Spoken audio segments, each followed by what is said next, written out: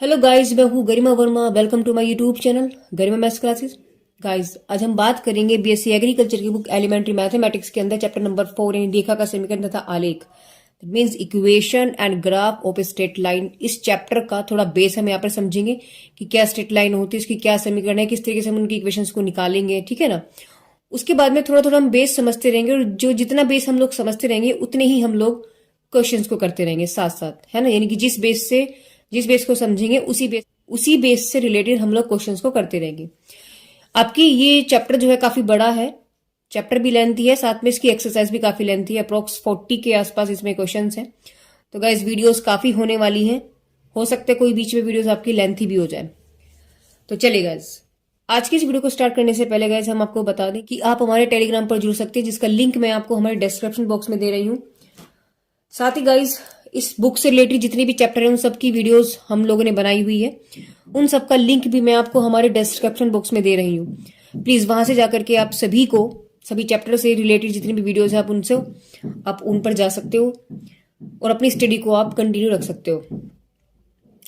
Guys, एक good news ये है कि जल्दी ही हम लोग बीएससी एग्रीकल्चर की जो फर्स्ट सेमेस्टर का मैथ्स का एग्जाम पेपर था, यानी 2021 का जो पेपर था, उसका सॉल्यूशन हम जल्दी ही यूट्यूब पर लेकर के आने वाले हैं। तो गाइस, जितना हो सकता है हमारी वीडियो को शेयर करिएगा और अगर आप हमारे चैनल पर नए हैं तो प्लीज चैनल को सब्सक्राइब करना बिल्कुल ना भूले, साथ में बेल आइकन क्लिक जरूर करेगा जिससे नए नोटिफिकेशन आपको मिलते रहे। ठीक है, तो चलिए गाइस, स्टार्ट करते हैं आज की इस वीडियो को। तो गाइस, जैसा हमने चैप्टर का नाम देखा कि रेखा का समीकरण तथा आलेख, यानी हमारा पहला काम क्या है कि रेखा को समझना, ठीक है ना। देखिए, रेखा है क्या। अगर हम बात करते हैं स्ट्रेट लाइन की, यानी कि सरल रेखा,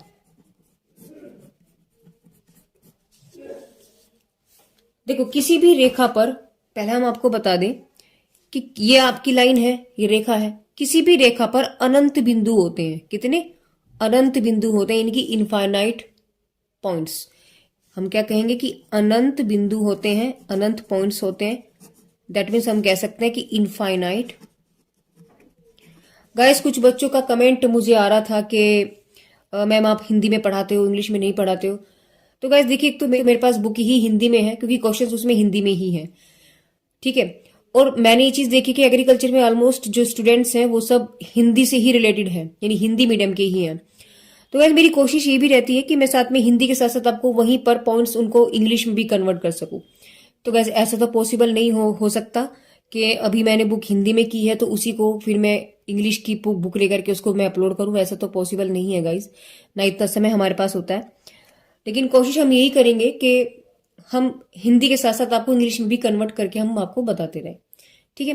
तो चलेगा, हम लोग बात करते हैं स्ट्रेट लाइन की। एक किसी भी लाइन पर अनंत बिंदु होते हैं, ठीक है, वो हमारी सरल रेखा है, क्योंकि इन सब की यहाँ पर हमारी जरूरत पड़ने वाले बिंदुओं की, इसलिए बात हमने यहीं से स्टार्ट की है कि किसी भी रेखा पर बहुत सारे बिंदु होते हैं। जगह जगह एक बिंदु, देखो बिंदु बिंदु बिंदु बिंदु बिंदु point point point point point, इन पॉइंट्स को मिला करके हमारे पास एक कोई भी स्ट्रेट लाइन बनी है, यानी कि आपकी सरल रेखा बनी है, ठीक है। अच्छा, एक्सिस को लेकर के आप लोग पढ़े हुए हो अपने चैप्टर नंबर 2 जो है आपका निर्देशांक ज्यामिति, वहां फुल आपका जो है ज्योमेट्री है वो, तो आपने वहां पर कंप्लीटली एक्सिस को लेकर ही पढ़ा है, यानी इनके अक्ष को लेकर के पढ़ा है। हमें ये चीज पता है गाइस कि ये एक्स एक्सिस है और ये वाई एक्सिस है, ये बात हमें डेफिनेटली पता है, ठीक है। अब बात यहां पर क्या क्या चीजें आती हैं, क्योंकि चैप्टर के अंदर हम लोग समीकरण की बात करेंगे, ठीक है। तो देखिए गाइस, इस चैप्टर के अंदर जितना भी बेस है मैंने सब एक पेपर पर लिखा हुआ है। गाइस देखिए, जैसे पहला पॉइंट आपका है कि अक्षों का समीकरण, स्ट्रेट लाइन का अक्षों का समीकरण, यानी इक्वेशन ऑफ एक्सिस। अगर हम बात करें, देखिए पहले एक्सिस की इन्होंने बात क्या कही है, अगर हम कहते हैं एक्स अक्ष का समीकरण, अब इन सारे पॉइंट्स को हम लोग समझते हैं। देखिए गाइस, हमने ये चीज पढ़ी है ना, एक्सिस जो है, यानी ये हमारे पास एक्स एक्सिस होता है और ये हमारे पास वाई एक्सिस होता है। इस पर लाइनें किस तरीके से हो सकते हैं, देखिए या तो लाइनें ऐसे हो सकती हैं इस तरीके से, यानी खड़ी लाइनें ऐसे हो सकती हैं, या लाइनें आपके पास कैसी होंगी, अगर आपके पास एक्सिस है और ये एक्स एक्सिस है और ये वाई एक्सिस है तो आपके पास ऐसे हो सकती है लाइनें, समझ रहे हो। तो यहां पर हम लोग क्या देख रहे हैं, यहां हम ये देख रहे हैं कि जो लाइनें ऐसे हैं, यानी देखो ये हमारे पास यहाँ 0 होता है। तो अगर मैं देखूं ये x बराबर यहाँ 0, देखो हमारे पास ये ओरिजिन पॉइंट होता है। ये बात तो हम निर्देशांक ज्यामिति यानी कोऑर्डिनेट ज्योमेट्री में तो हम लोग पढ़ ही चुके हैं कि जो एक्सिस का जो ये कटान बिंदु होता है, प्रतिच्छेद बिंदु होता है, इसे हम ओरिजिन कहते हैं, है ना, जहां पर ये कटता है। तो ये तो 0.00 होता है। अगर मैं यहां देखूं तो यहाँ आपके पास x की वैल्यू तो 0 है। क्लियर है बात? आगे चलो, अगर यहाँ मेरे पास 1 है वैल्यू, तो x बराबर यहाँ पर 1 है, यहाँ x बराबर 2 है और यहाँ x बराबर 3 है। ऐसी आगे चलती चली जाएगी आपके पास। अगर हम बैक में चले तो x बराबर यहाँ -1 है, ये -2 है और ये आपके पास -3, ऐसी सोन चलती चली जाएगी। ऐसी तो कंडीशन होगी अगर हम देखें। लेकिन ये देखो कि ये जो है आपके पास x पर मूव हो रही है, x पर ही आपके पास मूव हो रही है, समझ रहे हो? तो ये समीकरण किसका निकला आपके पास? ये आपके पास, इसको भी बताएंगे, पहले दोनों चीजें समझते हैं। अब अगर मैं ऐसी कंडीशंस y पर लेकर के चलूं, देखो यहां हमारे पास 0 होता है, तो इस पर अगर मैं कहूं तो ये y बराबर तो 0 है यहाँ पर, क्योंकि y तो हमारे पास कुछ चले। देखो ये y की लाइन होती है ना, y पर अगर चलेगा तो वो y बढ़ेगा, तो ऊपर चलने पर y बराबर 1 है, y बराबर 2 है, नीचे देगा तो y बराबर -1 है, y बराबर -2 है, ऐसी सोन चलता रहेगा ऊपर नीचे। इतनी बात तो क्लियर है? ठीक है, यानी ये हमारे पास x मतलब y पर मूव कर रहा है और ये x पर मूव कर रहा है ना? यहां तक बात आप समझ रहे हो?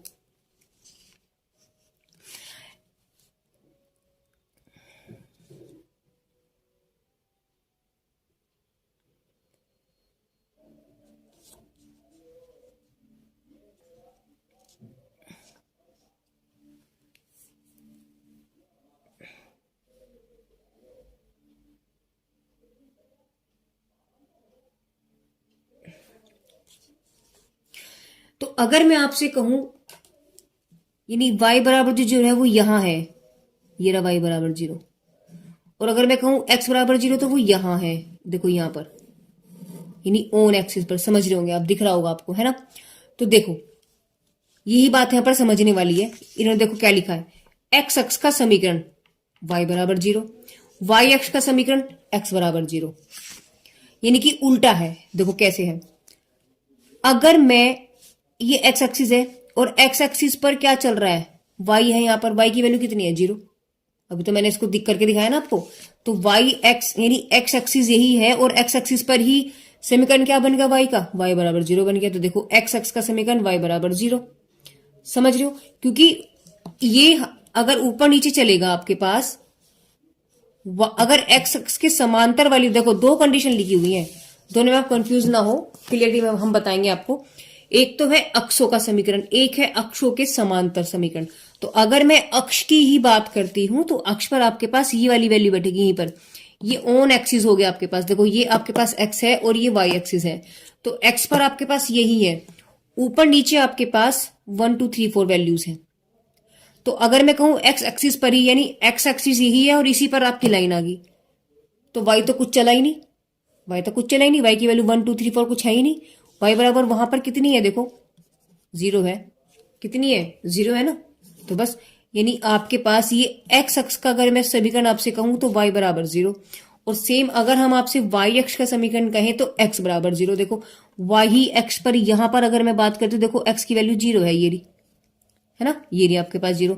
और अगर हम आगे पीछे चलेंगे, यानी इस अक्ष के समांतर, y अक्ष के समांतर अगर हम चल रहे हैं, यहां यहां यहां यहां यहां, तो वो हमारे पास क्या बैठेगा, देखो x बराबर है, अगर हम कहें, यानी आपके पास देखो कंडीशंस क्या बन के आएगी, यानी एक तो आपके पास क्या है, x अक्ष के समांतर x अक्ष का समीकरण। तो इस फिगर से अगर हम आपको बताएं, x अक्ष का समीकरण आपके पास क्या निकल गया, x अक्ष का समीकरण मतलब y बराबर 0। देखो अपोजिट होता है, सीधी सी बात है। x अक्ष का समीकरण क्या निकल गया, y बराबर 0। अगर मैं y अक्ष का समीकरण करूं तो x बराबर 0, सिंपल सी बात है, ठीक है ना? उल्टा कर दो बस। और उल्टा करने वाली बात क्या है, देखो समझना भी, करना भी क्या है, लेकिन हुआ कैसे वो भी समझो कि x अक्ष का समीकरण क्या हुआ, देखो x अक्ष पे तो ये रहा, तो y यहां पर क्या चला, चला ही नहीं बीरो, y आपका चला ही नहीं, तो y बराबर 0 है, सिंपल सी बात है। और अगर मैं कहूं आपसे y एक्सिस पर, y एक्स का समीकरण क्या हुआ, देखो y एक्स पर ये बैठा यहाँ, तो y एक्स हमारे पास, x पर ही x की वैल्यू कितनी है, y एक्सिस पर x की वैल्यू कितनी है हमारे पास, 0। जब 0 है तो इसका मतलब ये इसका समीकरण हो जाएगा, अगर हम बात करते हैं अब समांतर की, अब हम बात कर रहे हैं देखो समांतर की। समांतर की तो देखो ये तो ऑन एक्सिस हो गए यानी अक्षों पर। अगर समांतर की बात करते तो वाई अक्ष के समांतर, वाई अक्ष का समांतर क्या चल रहा है, देखो एक्स ही तो चलेगा। ये देखो वाई, ये वाई एक्सिस है और इसके समांतर ये चल रहा एक्स, एक्स बराबर 1, एक्स बराबर 2, एक्स बराबर 3, एक्स बराबर -1, -2, -3। वाई अक्ष के समांतर चल रही देखो ये लाइन है, ठीक है। तो आपके पास एक्स की वैल्यू 1 2 3 4 माइनस में भी है प्लस में भी है, तो हम क्या कह सकते हैं, हम क्या कह सकते हैं अगर समांतर की अगर हम बात करते हैं तो हम क्या कहेंगे, एक्स एक्स के समांतर रेखा का समीकरण y बराबर +-a। ए का मतलब आपके पास यहाँ देखो a बराबर यहाँ आपके पास 1 2 3 4 एंड सो ऑन कुछ भी हो सकता है, कुछ भी। देखो वही चीज देखो इस फिगर में देखो आप y की वैल्यू आपके पास कितनी हो जाएगी, 1 2 3 4 भी है, -1 2 3 4 भी है ना, है नहीं आपके पास। तो हमने क्या लिखो a की वैल्यू रख दी यहाँ पर, इसको हमने a मान लिया क्योंकि वो फिक्स वैल्यू तो है नहीं आपके पास, कुछ 14 15 20 25 कुछ भी हो सकती है। तो हमने उसको a से रिप्रेजेंट कर दिया, a के अंदर सब समाहित हो गए, a के अंदर हमने वैल्यू रख दी। अगर y अक्ष के समांतर करेंगे तो x बराबर +-a हो गया। देखो y अक्ष के समांतर, देखो y अक्ष के समांतर ये वाली वैल्यू चल रही, तो x बराबर 1 2 3, x बराबर -1 1 2 3, है ना। तो यानी आपके पास क्या आ गया, y अक्ष के समांतर में +-a। और अगर x अक्ष के समांतर अगर हम बात करते हैं तो y बराबर +-a। मतलब इतना समझो कि उल्टा हो जाता है बस, ठीक है ना। यानी अगर मैं एक्सिस की बात करती हूं तो एक्सिस पर आपके पास एक्स अक्ष का समीकरण y बराबर 0 और y अक्ष का समीकरण आपके पास x बराबर 0। देखो y अक्ष पर ही है तो x बराबर 0 हो गया क्योंकि यहाँ x चल ही नहीं रहा, यहाँ तो चलेगा बट यहाँ तो 0 ही है। और अगर मैं x अक्ष की बात करती हूँ, x अक्ष पर y कहाँ है, ये रहा y, ऊपर नीचे होती यहाँ होती तो आपके पास 1 2 3 4 हो जाती, बट यहाँ आपके पास है तो y बराबर 0 बैठ रहा है। अगर मैं समांतर की बात करती हूँ देखो x अक्ष की, तो x अक्ष के समांतर तो देखो ये लाइनें चल रही है ना, तो ऊपर वाली वैल्यू सारी प्लस में हो जाएंगी, नीचे वाली वैल्यू सारी माइनस में हो जाएंगी। तो हम क्या कह सकते हैं कि +-a। ऐसी y अक्ष के समांतर क्या हो जाएगा आपके पास, देखो खड़ी लाइनें जो होंगी, है ना, इसी के समांतर देखो ये पैरेलल, समांतर का मतलब पैरेलल। तो यहाँ इस अक्ष, इस ओरिजिन के दर चलेंगे तो पॉजिटिव है, इस ओरिजिन के दर चलेंगे तो नेगेटिव है, यानी एक्स की वैल्यू +-a। ये हमारे पास रेखा का समीकरण हुआ किस पर, अक्षों पर। एक तो हुआ हमारे पास अक्षों पर और एक हुआ हमारे पास, देखो एक तो हुआ अक्षों पर और एक हुआ हमारे पास अक्षों के समांतर। आगे चलते देखो सरल रेखा का ढाल यानी प्रवणता, हिंदी में हम प्रवणता कहते हैं या ढाल कहेंगे, इंग्लिश में हम उसे कहते हैं slope of a straight line, यानी स्ट्रेट लाइन का स्लोप क्या होगा इसको समझो। पहली तो बात ये है कि स्लोप है क्या, पहले हिंदी में पढ़ेंगे फिर उसको इंग्लिश में। यदि कोई सरल रेखा एक्स अक्ष की धन दिशा से कोई कोण बनाती है तो वो प्रवणता वहां पर क्या होगी आपके पास, m बराबर tan थीटा। समझो क्या बात बोली इसने बोला देखो ये एक्सिस है आपके पास, ये आपके पास एक्सिस है, ये एक्स का पॉजिटिव है, ये एक्स का नेगेटिव है ना। ये कोई लाइन गई, ये कोई लाइन गई यहां से, हाँ मैंने ऐसे मान ली। तो इसने क्या बोला, एक्स अक्ष के धन दिशा से, एक्स अक्ष की धन दिशा से, यानी कि धन दिशा तो ये होगी, से कोण बनाती हुई, एक्स अक्ष की धन दिशा से कोण बनाती हुई, और वो भी एंटी क्लॉकवाइज यानी घड़ी की सुइयों के विपरीत दिशा में। एंटी क्लॉकवाइज क्या हुआ, एंटी क्लॉकवाइज घड़ी की विपरीत। देखो घड़ी आपके पास ऐसे चलते टिक टिक टिक टिक टिक टिक टिक, बट घड़ी के उल्टा चल रहा है, यहां से आप काउंट करेंगे ऐसे, तो जो एंगल बनता है, ठीक है, उसे हम क्या कहते हैं, उसे हम स्लोप कहते हैं, नहीं उसे हम ढाल कहते हैं, ठीक है। ढाल यानी कि मतलब क्या हुआ, इसका अक्ष से झुकाव हो गया, अगर हम इसको कह सकते हैं क्या, अक्ष से रेखा का झुकाव,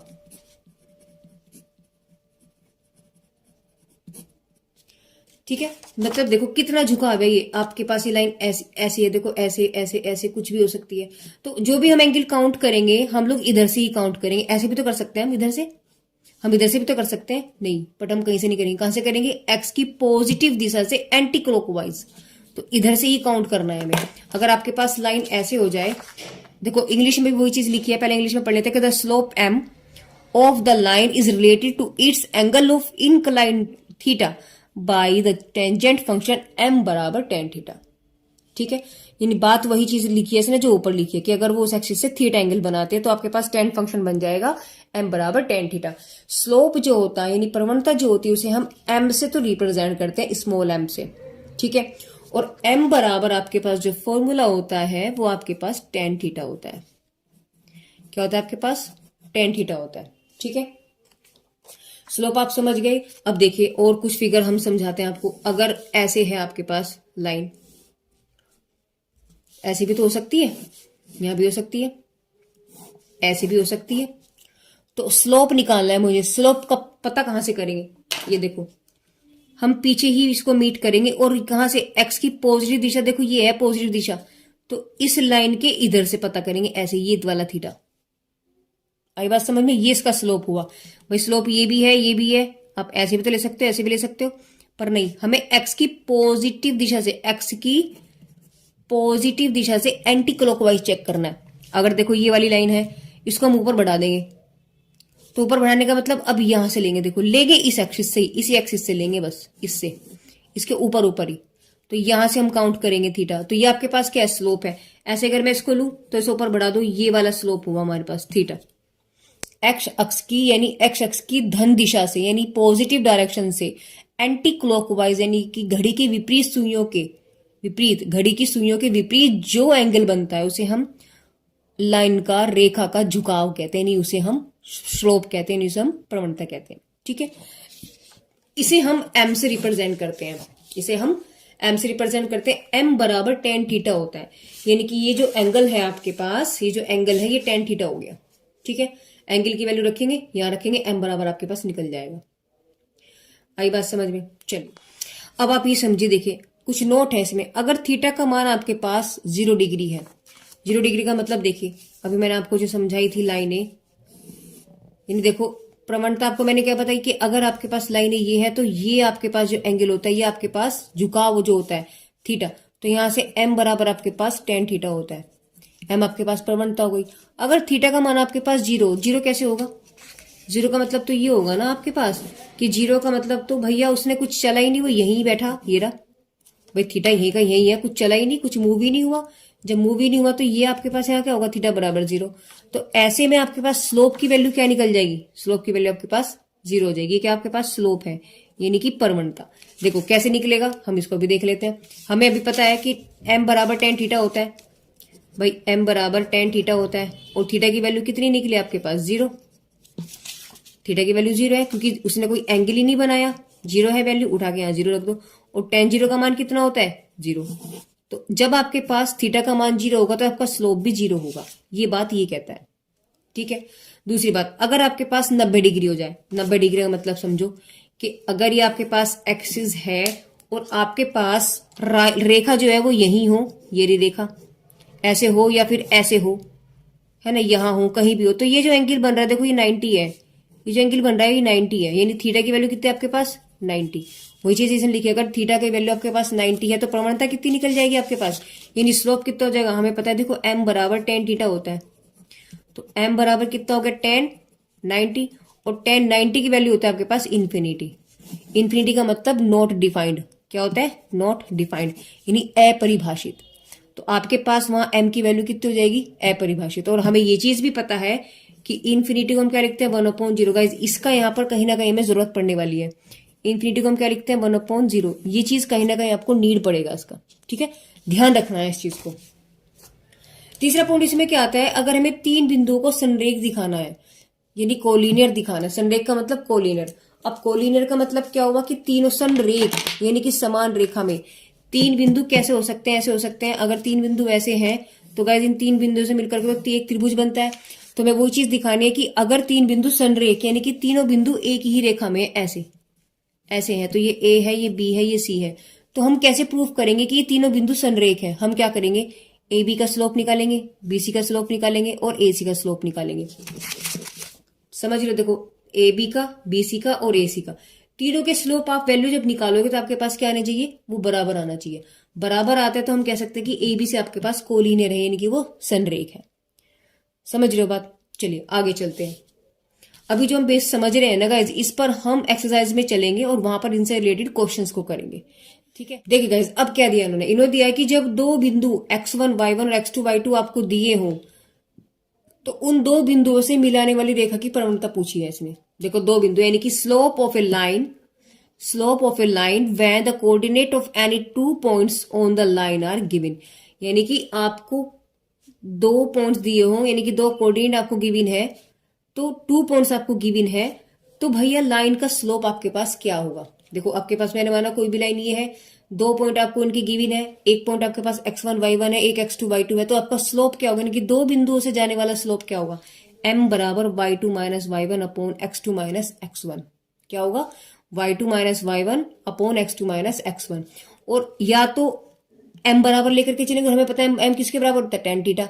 तो कहीं पर क्वेश्चन हम यूज करेंगे इस फॉर्मूले का, कहीं हम यूज करने वाले हैं इस फॉर्मूले का। वो क्वेश्चन में हमें क्या दे रहा है इस पर डिपेंड करता है। तो यहाँ tan थीटा बराबर, क्योंकि m बराबर tan थीटा होता है तो tan थीटा भी आप रख दो। तो वो जो भी हमसे पूछेगा हम उसके अकॉर्डिंग क्वेश्चन की वैल्यू को वहां पे रखते चले जाएंगे। अगर 2 हमें स्लोप दे रहे हो, देखो अगर मुझे थीटा गिवन हो तो स्लोप कैसे निकलेगा, m बराबर tan थीटा। ठीक है, अगर 2 पॉइंट गिवन हो, 2 पॉइंट्स गिवन हो, तो स्लोप कैसे निकलेगा, y2 minus y1 upon x2 minus x1। बात समझ में आ गई। चलिए आगे चलते हैं। अब बात करेंगे हम रेखा के समीकरण की। समीकरण कई टाइप्स की होती हैं, अभी हम लोगों ने बात की थी। अब देखिए क्या होगा रेखा का समीकरण, equation of a straight line. पहला पॉइंट क्या है, सरल रेखा बिंदु एक्स वाई, यानी कि जो रेखा है वो एक बिंदु से होकर के जा रही है। ये आपकी रेखा है एक बिंदु से होकर के जा रही है, यानी हमें इसके पॉइंट पता है और इसका हमें स्लोप पता है, यानी कि इसका हमें प्रवणता पता है। तो अब इस रेखा का समीकरण बताओ आप।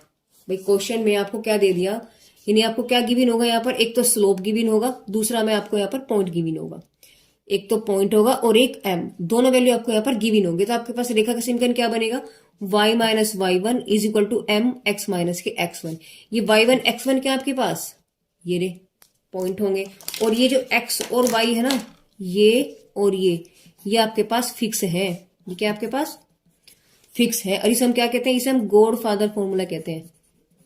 गॉड फादर फॉर्मूला क्यों कहते हैं गाइज, क्योंकि इसी फॉर्मूले से ऑलमोस्ट हमारे जो फॉर्मूले होते हैं स्ट्रेट लाइन के अंदर, वो इसी से जनरेट होते हैं, इसी से जनरेट होते हैं, इसलिए हम लोग इसे गॉड फादर फॉर्मूला कहते हैं। ठीक है, यानी एक फॉर्मूला कब होगा, जब आपके पास एक पॉइंट गिवन होगा और आपको एक स्लोप आपको गिवन होगा, एक पॉइंट और एक स्लोप तो एक ही होगा। तो अगर आपको पॉइंट पता है और उसका स्लोप पता है, तो रेखा का समीकरण आपके पास बन जाएगा y minus y1 is equal to m x minus के x1। नेक्स्ट आपके पास क्या, अगर आपके पास 2 पॉइंट गिवन हो, देखो एक रेखा दे दी, इसकी सिर्फ 2 पॉइंट पता है, अब हमें स्लोप भी नहीं पता। यहां हमें m पता था बट यहां हमें m नहीं पता, तो रेखा का समीकरण क्या होगा, देखो समीकरण वही है, y minus y1 m x minus x1।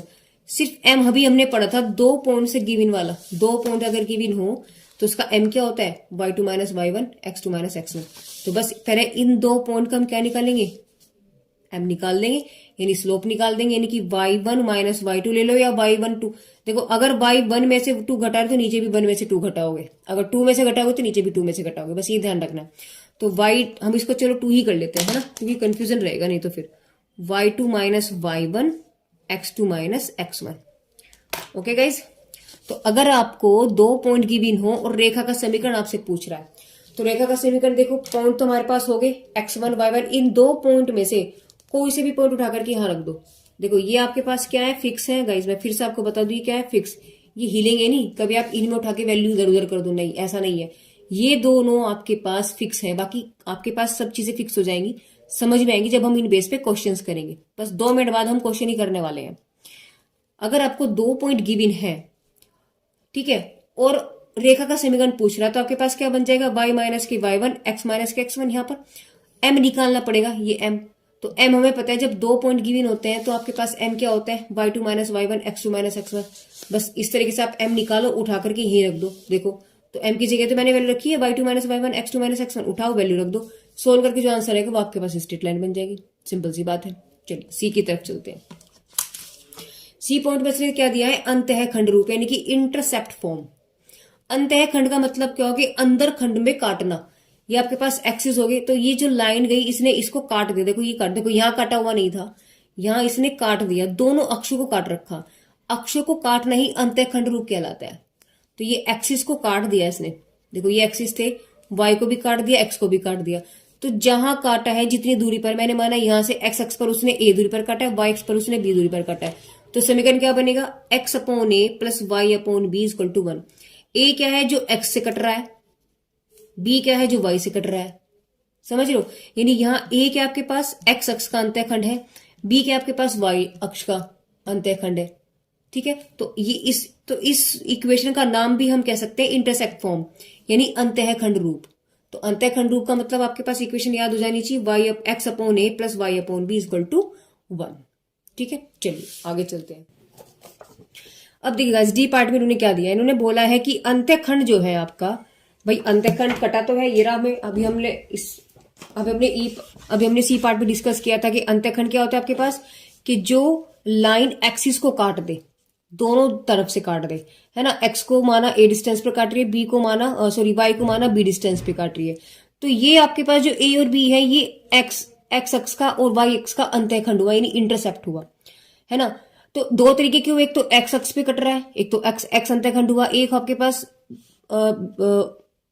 Y अंतःखंड हुआ।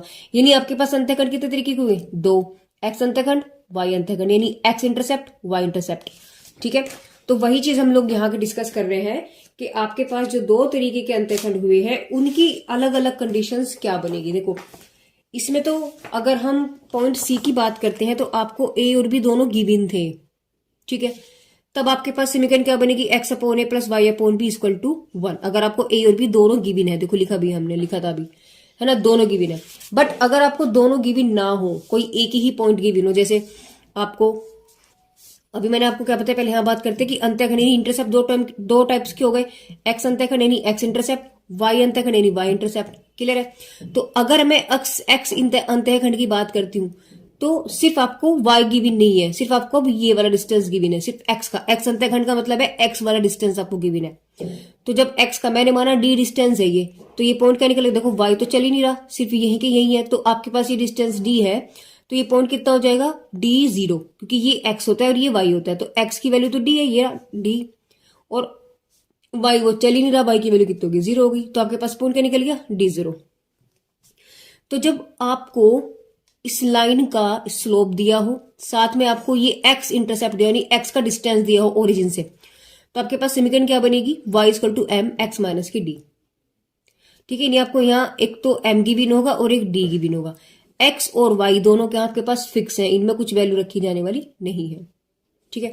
चलिए वाई अंतःखंड की बात अगर हम करते हैं, तो अभी तो आपको एक्स दिया था, वाई अंतःखंड में आपको वाई वाला डिस्टेंस आपको गिवन रहेगा, ये वाला, यानी कि मैंने माना सी है, तो जब ये सी है, एक्स तो चल ही नहीं रहा, तो ये वाला पॉइंट कितना हो गया, एक्स तो चल नहीं रहा, इसका मतलब 0 हो गया। सी की वैल्यू कितनी होगी, 0, सॉरी वाई की वैल्यू कितनी होगी, सी, और इस लाइन का स्लोप आपके पास एम है।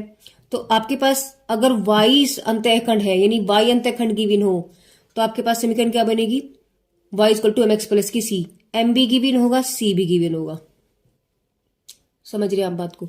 तो देखो अगर एक्स अंतःखंड गिवन है तो Y equal to M x minus D होगा। अगर वाई डिस्टेंस आपके पास गिवन है, यानी वाई अंतःखंड यानी वाई इंटरसेप्ट आपको गिवन है, तो Y equal to M x plus के सी हो जाएगा। सी क्या है आपके पास, वाई अंतःखंड है, और यहां डी क्या आपके पास, एक्स अंतःखंड है।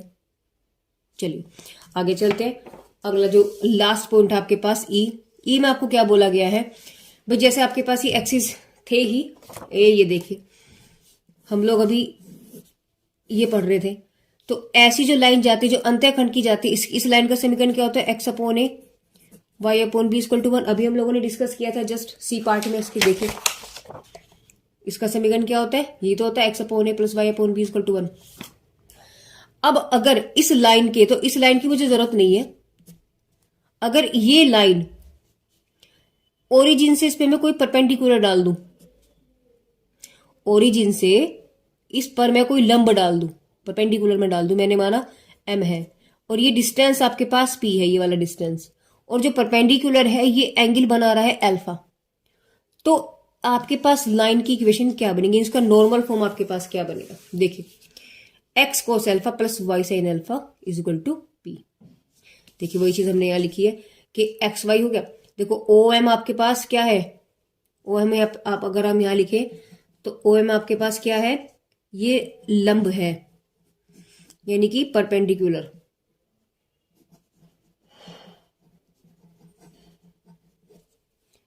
ऑन लाइन, इस लाइन पर परपेंडिकुलर है, देखो 90 डिग्री है, 90 डिग्री का एंगल बनाएगा ये। अब ये जो परपेंडिकुलर है ये एक्स एक्सिस की पॉजिटिव डायरेक्शन से अल्फा एंगल बना रहा है। तो रेखा का समीकरण क्या होगा आपके पास, x cos alpha plus y sine alpha equal to p, जहां अल्फा क्या आपके पास उस परपेंडिकुलर का एक्स एक्सिस से बना हुआ एंगल है, और पी के आपके पास उस परपेंडिकुलर जो वो लंब है उसकी लेंथ है। अब सारे जो आपके पास रेखा के रूप थे वो हम लोग डिस्कस कर चुके हैं। एक बार फिर से हम इसको रिपीट कर देते हैं कि जितनी लाइंस हमने पढ़ी हैं उनको क्या क्या किस नाम से बोला गया है। सबसे पहले देखो प्रवणता अंतःखंड रूप, यानी कि स्लोप इंटरसेप्ट फॉर्म। तो स्लोप इंटरसेप्ट फॉर्म में हमने दो कंडीशंस पढ़ी, जब आपको स्लोप गिवन हो और आपको इंटरसेप्ट फॉर्म गिवन हो। देखो ये अंतःखंड गिवन, देखो एक तो यहाँ आपको एम गिवन था यानी स्लोप गिवन है, दूसरा एक कोई भी अंतःखंड गिवन है। तो एक कोई भी अंतःखंड गिवन है तो माना y वाला रूप हमने लिया है, तो y equal to M x plus c हो गया, यानी आपको c और m दोनों गिवन होंगे। ठीक है, बिंदु प्रवणता यानी कि पॉइंट और गिवन, जब आपको एक पॉइंट गिवन हो और एक स्लोप गिवन हो। देखिए ना पॉइंट ए में था स्लोप पॉइंट, यानी कि जब एक पॉइंट गिवन हो और इस रेखा का स्लोप आपको गिवन हो, तो रेखा का समीकरण क्या था, y minus y one m x minus के x one, y minus y one equal to M x minus के एक्स वन। तो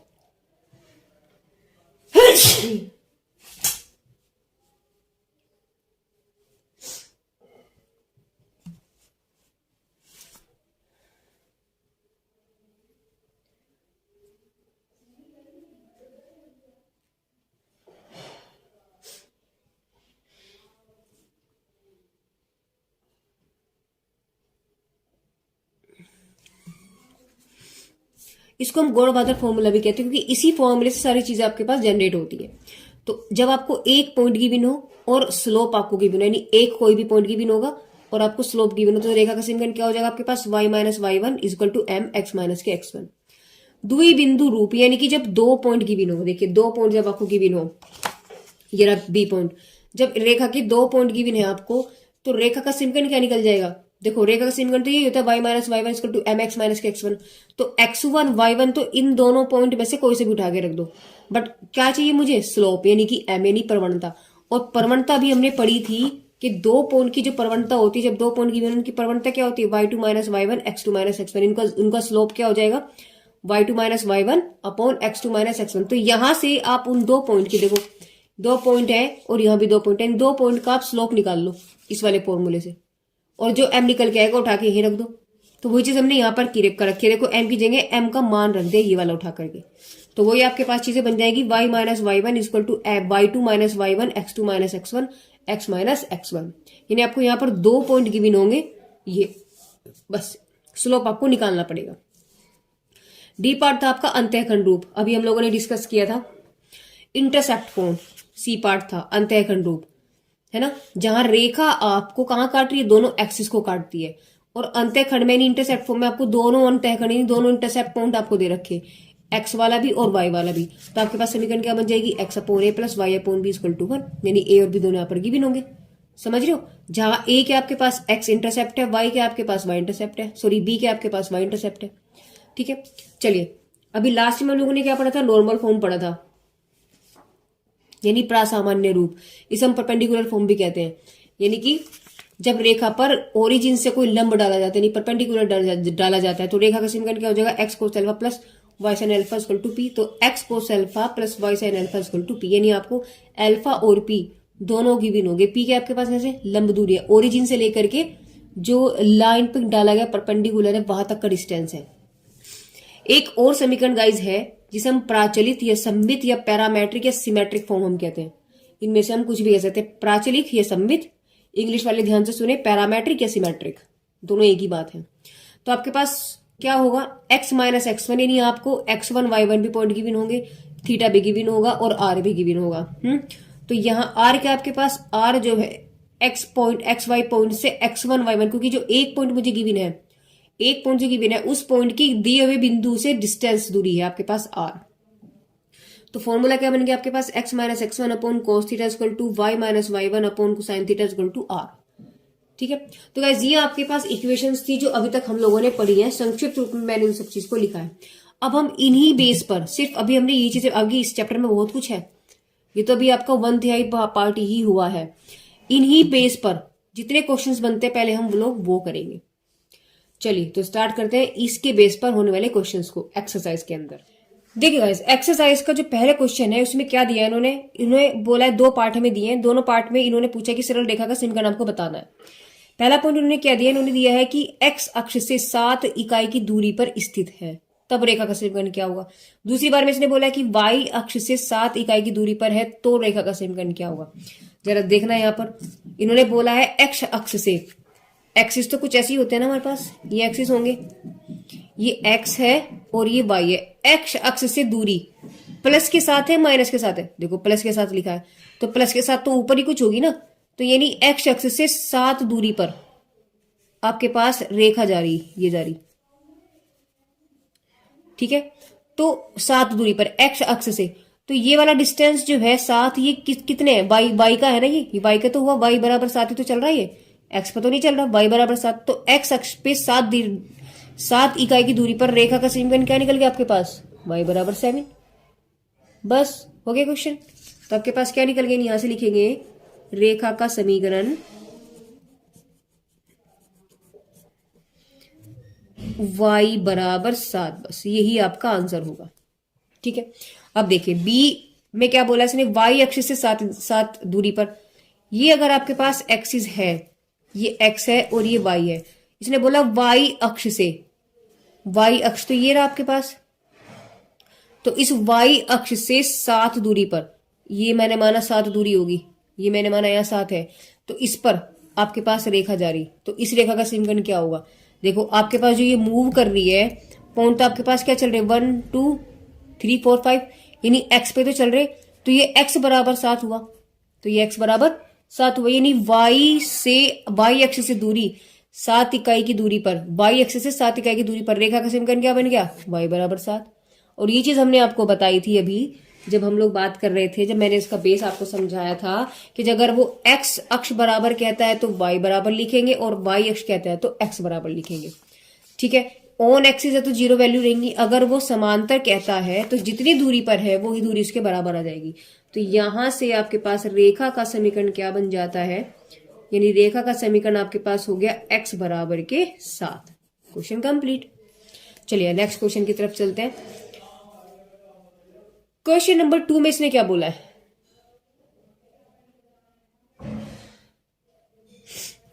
वाई अक्ष की ऋण दिशा से, वाई अक्ष की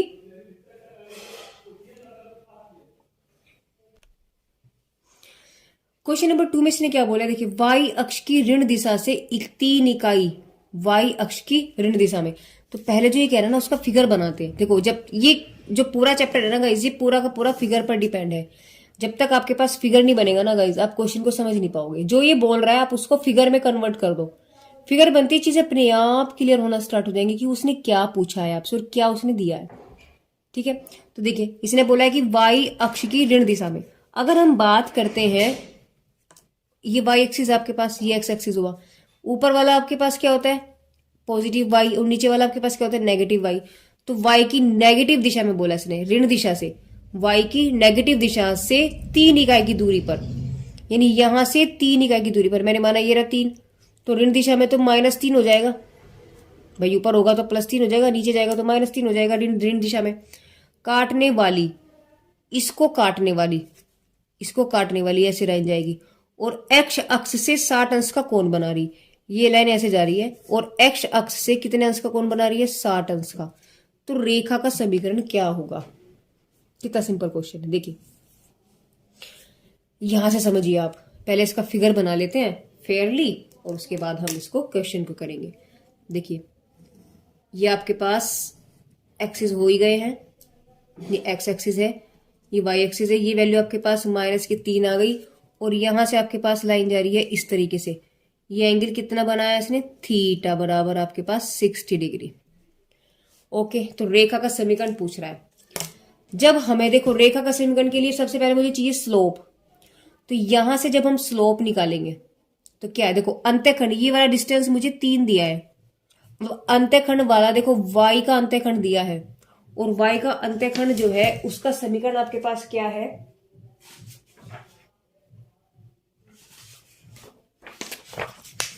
देखिए y अंत्यखंड का फॉर्मूला क्या आपके पास? y equal to M x plus की c। तो c तो आपके पास ये दूरी होगी। अब ये तो पॉजिटिव था, ये नेगेटिव है, तो c आपके पास ये दूरी होगी। c तो आपके पास ये निकल गया। दूसरा क्या चाहिए आपको? m के लिए उन्होंने क्या दिया है? थीटा दे दिया। अब ये भी बात हमें पता है कि देखो m बराबर क्या होता है? Tan theta. तो m इससे निकल गया, उठा करके वैल्यू वहां रख दो। तो यहां से हम पहले लिखेंगे कि थीटा बराबर आपको क्या दिया है? 60 डिग्री। तो हमें पता है कि स्लोप यानी कि पनवनता यानी कि स्लोप m बराबर क्या होता है? Tan theta. तो यहां से m बराबर कितना निकल गया? टेन 60। और टेन 60 की जो वैल्यू होती है वो आपके पास √3 होती है। तो ये तो निकल गया आपके पास स्लोप। आपके पास क्या निकल गया? स्लोप। अब हमें पता है y अंतःखंड रूप है ये, तो लिखेंगे y अंतःखंड रूप। क्या लिखेंगे? y अंतःखंड रूप या y इंटरसेप्ट फॉर्म। फॉर्मूला क्या होता है आपके पास? आपके पास फॉर्मूला होता है y is equal to M x plus की सी। तो जब इसमें हम वैल्यू रखेंगे आपके पास क्या बन जाएगी? y इक्वल टू, देखिए थीटा की वैल्यू m कितना आ गया आपके पास? √3। उठाओ और यहां रख दो, तो √3 x प्लस c की वैल्यू कितनी है? -3। तो यहां लिख दिया -3। तो आपके पास रेखा का जो समीकरण बन के आया है, रेखा का समीकरण क्या बन जाएगा आपके पास? y equal to √3 -3। और यही इसका आंसर होगा। रेखा का जो समीकरण बन के आएगा वो यही आएगा, क्योंकि ये फॉर्म होते हैं y equal to M x plus c, और इसी फॉर्म में आपके पास आ गया। ठीक है गाइस, अगर हम क्वेश्चन के आंसर की बात करें, देखिए क्वेश्चन नंबर 2 का अगर हम आंसर देखें तो इन्होंने आपको दिया y equal two plus minus √3x -3, यानी इन्होंने √ पूरे के ऊपर ही घुमा दिया। अब आप ही बताओ, जब c की वैल्यू 3 है, √3 तो नहीं है ना, तो कैसे पॉसिबल है? तो गैस आंसर में मिस्टेक है, तो इस आंसर पर ना जाते हुए आप कंसेप्ट को समझे और मेरे आंसर की ओर आप जाए। ठीक है, इस बुक्स में बहुत ज्यादा मिस्टेक्स आपको मिलेंगी, या तो कहीं तो क्वेश्चन गलत है, क्वेश्चन गलत तो कहीं उसका आंसर गलत है। ठीक है, तो चलिए नेक्स्ट क्वेश्चन की तरफ चलते हैं। देखिए गाइस, जो क्वेश्चन नंबर इन्होंने 4 दिया है आपको, उसमें क्या दिया है देखिए समझते हैं। इसने दिया है कि उस सरल रेखा का समीकरण आपको ज्ञात करना है जो y अक्ष से 3 इकाई का अंत्यखंड काटती है। देखो क्वेश्चन नंबर बिल्कुल 2 की तरह ही है। y अक्ष की, यहां इसने ऋण दिशा दिया था, तो यानी नीचे जा रहा था, आपका ग्राफ नीचे जा रहा था।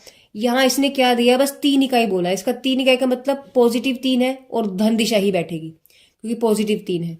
तो y अक्ष से 3 इकाई का अंतःखंड काटती है।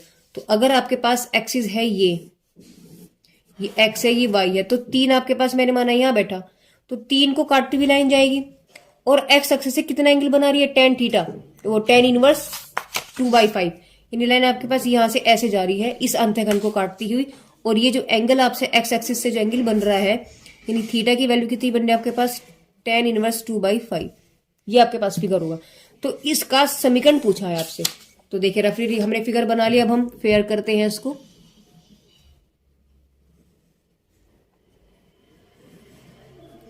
ये डिस्टेंस मैंने माना 3 है, तो आपके पास कहां से जाएगी? देखिए ऐसे लाइन जा रही है। ठीक है, अब ये जो ऐसी लाइन जा रही है, यानी ये डिस्टेंस आपके पास यहां से यहां तक का 3 हो गया। और ये जो एंगल आपको दिया है इन्होंने, थीटा बराबर कितना दिया है? Tan inverse 2/5। तो इस रेखा का समीकरण बताना है, इस रेखा का समीकरण बताना है। देखिए क्या करेंगे, सेम बहुत अच्छा क्वेश्चन है, बिल्कुल इसी तरह ही है। जैसे यहाँ थीटा इन्होंने 60 दिया था, तो आपको थीटा यहाँ क्या दिया है इन्होंने? टेन इनवर्स 2/5 दिया है। इसे उठाओ इधर ले आओ, तो आपके पास बन गया टेन थीटा इक्वल टू 2/5। अब टेन थीटा किसके बराबर होता है? m के। तो यहां से अगर हम देखें तो m बराबर आपके पास 2/5 निकल गया आपके पास m। अब y अंतःखंडी तो काट रही है, यानी y इंटरसेप्ट कितना है? y इंटरसेप्ट यानी कि अंतःखंड, यानी कि c का मान कितना है आपके पास? 3 है। तो रेखा का समीकरण आपके पास क्या हो जाएगा? उसी तरीके से y अंतःखंड रूप से लिखेंगे, तो लिखेंगे y का अंतःखंड रूप अंतःखंड रूप कह लो या आप इसको वाई इंटरसेप्ट फॉर्म कह लो। तो आपके पास वाई इंटरसेप्ट की फॉर्म क्या होती है, अभी तो हमने लिखी है। देखिए Y equal to M x plus C, Y equal to M x plus की सी। तो वैल्यू उठाओ और रख दो। तो y is equal to m की वैल्यू कितने आ गए पास 2/5, एक्स की वैल्यू x है ही, c कितना आ गया 3।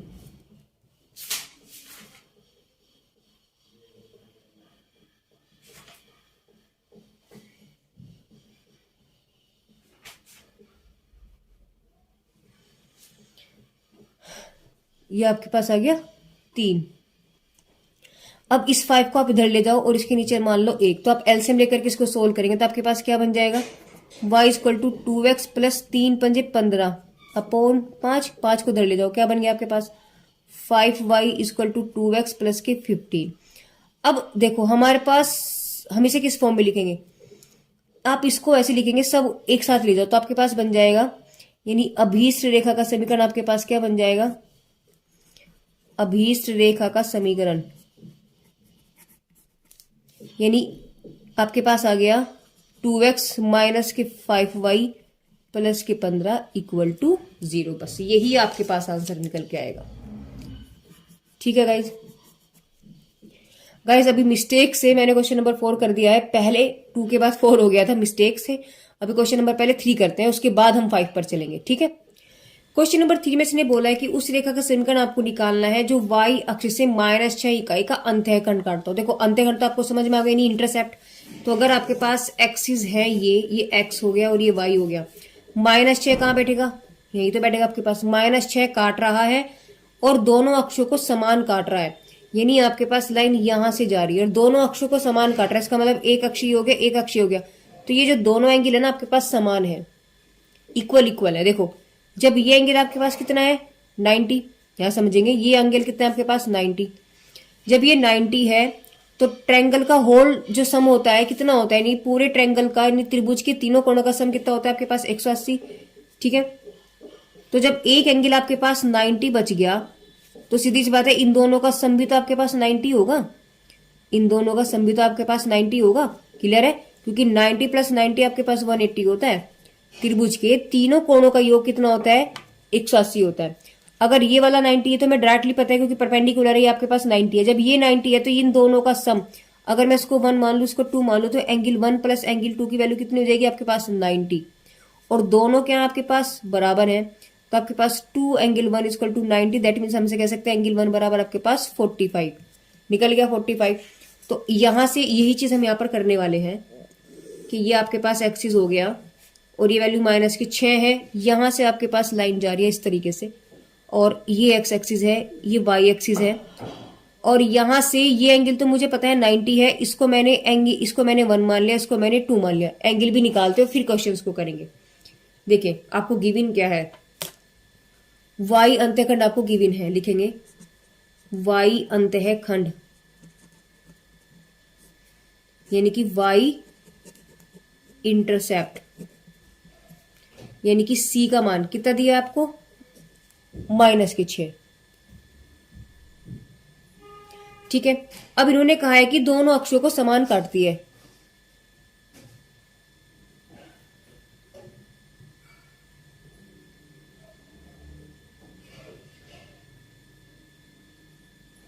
मम्मी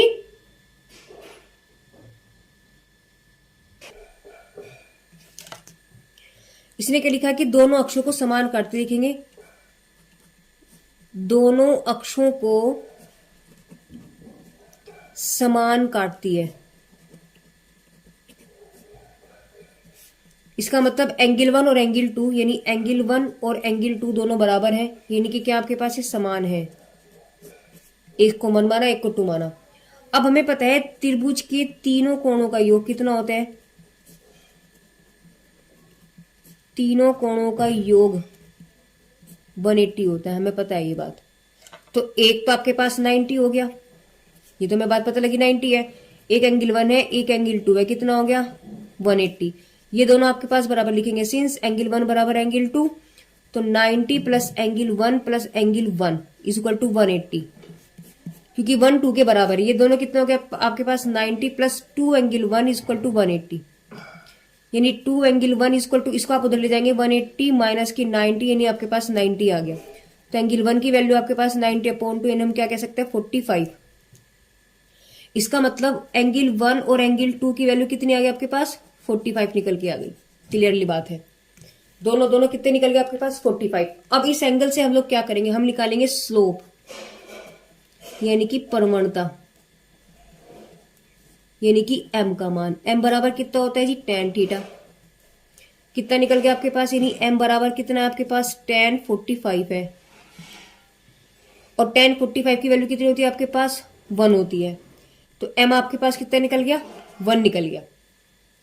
अब यहां से देखिए रेखा का जो समीकरण है, यानी y अंतःखंड रूपी बैठ रहा है आपके पास। तो y अंतःखंड क्या होता है,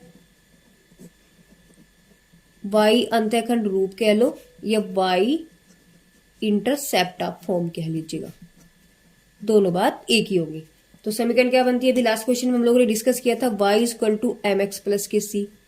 तो यहां से आपके पास क्या निकल गया, यानी y इक्वल टू एम की वैल्यू तो 1 होगी, x और इसकी वैल्यू होगी माइनस के 6।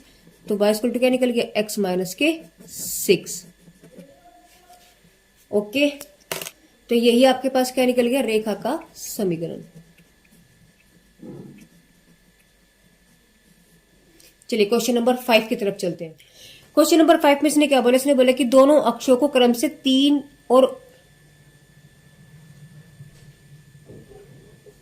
ये 4 है गाइस। देखिए इसने बोला है कि दोनों अक्षों पर क्रम से 3 और 4 इकाइयों पर अंतःखंड काट रही है। वो जो रेखा हमें निकालनी है वो अंतःखंड काट रही है। पहली बात तो अंतःखंड काट रही का मतलब है आपके पास फॉर्म आपको समझ में आ गई होगी। अंतःखंड कौन सा फॉर्म होता है, ये वाला, ठीक है। अब दोनों अक्षों पर, एक अक्ष पे तो 3 काट रही, मैंने माना यहां से यहां तक तो 3 है, और दूसरा अक्ष क्या है y, सॉरी दूसरा y है, y पर कितना काट रही है 4, तो मैंने माना डिस्टेंस आपके पास 4 है। तो इस रेखा का समीकरण पूछ रहा है आपसे। देखो ये आपके पास एक्सिस है, ये आपके पास y एक्सिस है। हमने आपको बताया था कि जब ये डिस्टेंस होता है x पर, तो ये आपके पास x पर ये कौन सा हो गया आपके पास x अंतःखंड हो गया, यानी x इंटरसेप्ट हो गया। क्या हो गया आपके पास x इंटरसेप्ट। ये y है तो ये हो गया y अंतःखंड, इसका मतलब y इंटरसेप्ट। क्लियर है बात। तो जब ये y इंटरसेप्ट है, ये x इंटरसेप्ट है, और यहां से आता डिस्टेंस आपके पास 3 है, ये डिस्टेंस आपके पास 4 है, तो आपके पास ये अंतःखंड रूप बन गया। तो अंतःखंड रूप जो था वो आपके पास क्या, देखो पॉइंट नंबर सी में हमने आपको बताया था अंतःखंड रूप। देखो सेम यही सिचुएशन बन रही है, डिस्टेंस बी था, ये डिस्टेंस ए था, तो समीकरण क्या थे आपके पास x upon A plus y upon B equal to 1। बात खत्म, बस हो गया काम। तो हम लिखेंगे, देखिए क्या लिखेंगे, पहले तो हम फिगर बनाएंगे, ये आपके पास फिगर हो गई। ये डिस्टेंस आपको कितना दिया है इन्होंने, एक को दिया है 3 और एक को दिया है 4। ये x एक्सिस हो गया, ये y एक्सिस हो गया। ये आपके पास x अंतःखंड है, यानी कि x इंटरसेप्ट, और ये आपके पास y अंतःखंड है, यानी y इंटरसेप्ट। ठीक है, अब x इंटरसेप्ट को हम क्या कहते थे, अब यहां से ये लिखेंगे कि ये आपके पास अंतःखंड रूप हुआ, अंतःखंड रूप यानी कि इंटरसेप्ट फॉर्म। इंटरसेप्ट फॉर्म आपके पास क्या थी, x upon A plus Y upon b is equal to 1। तो यहां से जब आप लोगों ने देखा क्या, तो ये तो आपके पास क्या निकल गया, यानी यहां से तो b बराबर आपके पास 4 है और a बराबर आपके पास 3 है, उठाओ और रख दो। तो वैल्यू क्या बन जाएगी, x अपॉन ए y अपॉन 4, और सॉरी a की वैल्यू कितनी है आपके पास 3, यहां लिखेंगे 3, y upon 4 is equal to 1। अब क्या करेंगे, इसका एलसीएम ले लो। जब आप एलसीएम लेंगे आपके पास आ जाएगा 12, 3 चौक 12 यानी कि 4x, 4 3 12 यानी 3y इज इक्वल टू 1, यानी 4x प्लस के 3y इज इक्वल टू 12। तो आपके पास अभीष्ट जो रेखा का समीकरण आया, यानी आपके पास जो रेखा का जो समीकरण आया है वो क्या है आपके पास निकल के 4x plus 3y is equal to 12। Simple सा क्वेश्चन। तो देखो जब तक आपको सारे फॉर्म याद नहीं होंगे ना, क्वेश्चन नहीं कर पाओगे। इसलिए मैंने बहुत अच्छे से, जितना मेरी कोशिश थी गाइस वो मैंने कंप्लीट किया है। आप भी इसको ध्यान रखें और करें। देखिए गाइस, क्वेश्चन नंबर 6 में इसने क्या बोला, इसने बोला कि सरल रेखा का समीकरण आपको ज्ञात करना है। जो बिंदु इतने से होकर के जा रहा है, सरल रेखा इस बिंदु से होकर के जा रही है तथा ढाल उसका इतना है। देखिए जरा कैसे करेंगे, पहले तो फिगर बनाते हैं ना। 0.34, एक्स की वैल्यू 3, वाई की वैल्यू 4, तो एक्स की वैल्यू मैंने माना लगभग 3, वाई की वैल्यू 4 लगभग यहाँ, तो लगभग यहाँ बैठ गया। ये पॉइंट आपके पास 3, 4 है। इस पॉइंट से आपके पास लाइन जा रही है, तो ये चली गई आपके पास लाइन, इस पॉइंट से होकर के जा रही है। इसका जो ढाल है, ढाल का मतलब हो गया ये वाला डिस्टेंस, डिस्टेंस कह रही हूँ एंगल, यानी कि ढाल का मतलब हो गया स्लोप, यानी कि उसकी प्रवणता। यानी थीटा का मान आपको कितना दिया है, tan इनवर्स 1/2। तो रेखा का समीकरण पूछ रहा है आपसे। देखो आपको थीटा दे रखा और आपको पॉइंट दे रखा। याद करो मैंने आपको बताया जब एक पॉइंट गिवन हो और आपको स्लोप गिवन हो तो फॉर्मूला क्या होता है। देखिए पहले फिगर को बनाएंगे। देखिए गाइस, पहले ना हम फिगर बनाना बहुत जरूरी है। जब तक हम फिगर नहीं बनाएंगे ना गाइस, आपको समझ नहीं आएगा कि क्वेश्चन में उसने क्या पूछा है। ये एक्स एक्सिस, ये वाई एक्सिस। देखो लिखेंगे, क्या लिखेंगे यहां से, आपको पॉइंट बिंदु क्या गिवन है, यानी x1 y1 आपके पास कितने हो गए, 3 और 4। दूसरा थीटा बराबर आपके पास tan इनवर्स 1/2 दिया था, उधर लिया तो आपके पास हो गया tan इनवर्स tan थीटा बन गया आपके पास, थीटा इक्वल टू 1/2। और tan थीटा किसके बराबर होता है, m के, तो 1/2 लिखेंगे यहाँ, क्योंकि m बराबर tan थीटा होता है। पढ़ा तो है, स्लोप बराबर tan थीटा किसके बराबर होता है, m के। तो m आपके पास निकल गया, यानी m क्या है आपके पास, यानी कि स्लोप, यानी कि प्रवणता, यानी कि ढाल 1/2 है। क्लियर है। तो रेखा का समीकरण क्या होता है उसको देखते हैं। जब एक बिंदु दिया हो और आपको ढाल दिया हो, देखिए रेखा का समीकरण, जब स्लोप पॉइंट, जब एक बिंदु दिया हो और आपको स्लोप दिया हो, तो रेखा का समीकरण होता है y minus y1 m x minus के x1, बस। तो रेखा का अभीष्ट समीकरण क्या निकलेगा, यहां से लिखेंगे रेखा का अभीष्ट समीकरण y minus y1 m x minus x1। और मैंने आपको क्या बताया था गाइस कि ये दोनों आपके पास फिक्स होते हैं, ये भी फिक्स है और ये भी फिक्स है। तो पॉइंट आपके पास कहाँ रखे जाएंगे, y माइनस y1 क्या निकल गया आपके पास, देखिए ये रहा, कितना निकल गया 4, m की वैल्यू कितने आ गया आपके पास 1/2, x माइनस x1 कितना है आपके पास 3। तो आपके पास निकल गया, जो इस 2 को आप इधर लिया तो 2y minus 4 equal to x minus के 3। 2 की मल्टीप्लाई करेंगे तो 2y माइनस के 8 इक्वल टू x माइनस के 3। इस पूरे को उठाओ उधर ले जाओ तो x माइनस के 3 माइनस 2y प्लस के 8 इक्वल टू 0, यानी x माइनस 2y और 8 और माइनस 3 आपके पास बचेगा प्लस के 5। बस यही इसका आंसर होगा। यानी आपके पास जो अभीष्ट समीकरण है वो यही है, यानी रेखा का जो समीकरण हुआ वो यही हुआ। ठीक है, जहां आप फिर से आप लिख लीजिए, कभी आप कंफ्यूजन में आ जाएं। x1 की वैल्यू 3 है और y1 की वैल्यू आपके पास 4 है। तो गाइस इस वीडियो के अंदर हम लोगों ने इस चैप्टर से रिलेटेड, जो हमारे रेखा से समीकरण से रिलेटेड जो हमारे पास पार्ट था, उसका बेस हमने यहाँ पर समझा है। और उसी बेस पर हमने क्वेश्चंस को क्वेश्चन नंबर 6 तक, 1 से लेकर 6 तक इस वीडियो के अंदर हम लोगों ने किया है। तो गाइस मेरी वीडियोज आपको कैसी लग रही है प्लीज कमेंट बॉक्स में कमेंट करके जरूर बताइएगा। तो guys thank you for watching my videos.